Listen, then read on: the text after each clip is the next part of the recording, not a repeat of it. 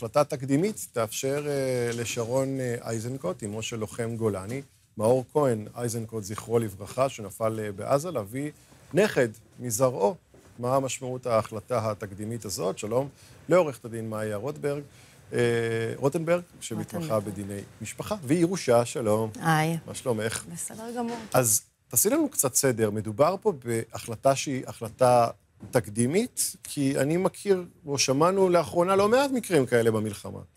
זו לא החלטה תקדימית, אלא היו גם בהיסטוריה וגם לפני שנים החלטות כאלה. לצערנו, אנחנו מדינה רוויית שכול וזה, אבל כל מקרה ומקרה הוא בעצם יוצר תקדים חדש, כי כל מקרה ומקרה נבדק בעצם לסוגיה המתאימה. במקרה הזה גם ממש חקרו את העדים ואת הראיות, וזה היה תקדים, כי בפעמים הקודמות לא חקרו את העדים והראיות, אז זה כן היה... למה בעצם חקרו ולאיזה מסקנות...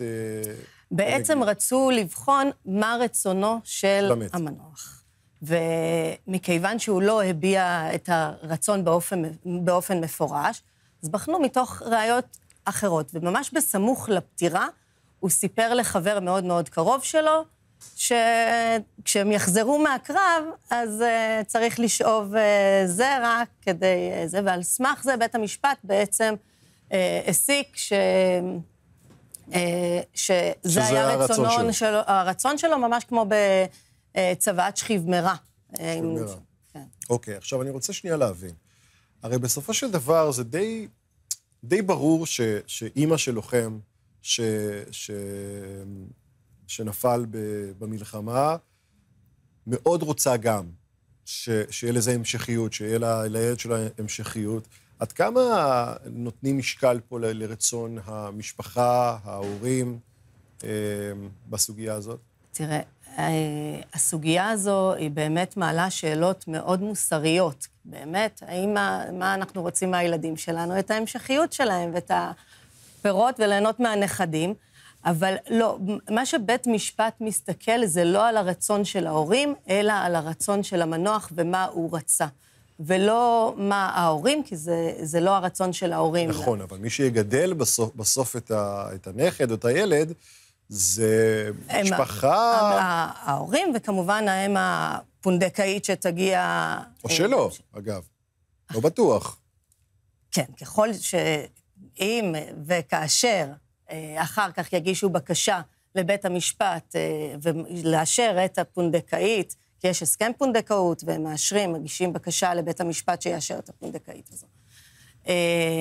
איזו סוגיה מורכבת, זה פשוט באמת... זו סוגיה מאוד מאוד מורכבת. מצד אחד זה נורא ברור שהמשפחה רוצה, מצד שני יש פה מישהו שהוא נמצא במוקד האירוע, והוא לא פה כדי להגיד איך הוא רוצה שהדברים האלה יתעלו.